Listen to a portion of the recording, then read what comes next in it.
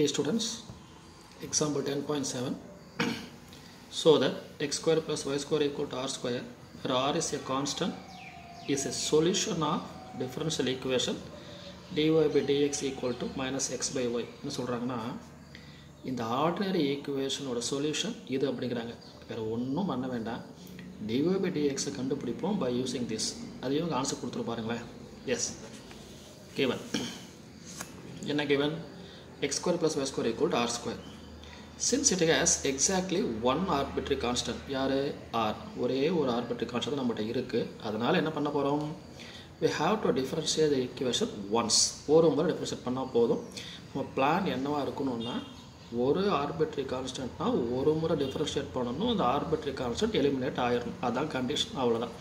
சரி, இப்போது x square differentiate பண்ணிங்கன்னா 2x, x பண்ணிங்கன்னா 1, y ஸ்கொயருக்கு 2y, yக்கு பண்ணிங்கன்னா y dash, கான்ஸ்டன்ட் பிகம் 0. புரிஞ்சு போச்சிங்களா?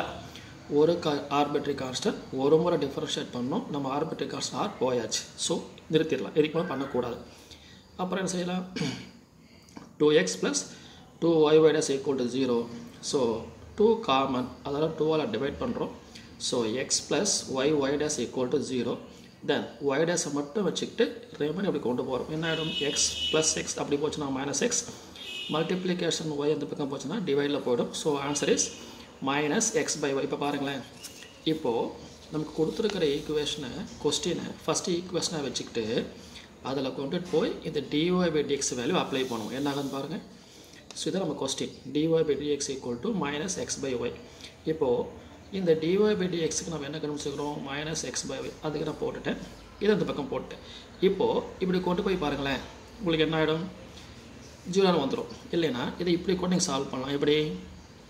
dy by dx இப்படி கொண்டு வாங்க, plus x by y equal to வச்சுக்கிட்டு இதுக்கு நீங்கள் வேல்யூ கொடுங்க, மைனஸ் எக்ஸ் பை ஒய், இதோட value plus x by y. உங்களுக்கு என்ன ஆன்சர் வந்துடும்? ஆன்சர் 0 வந்துருச்சா?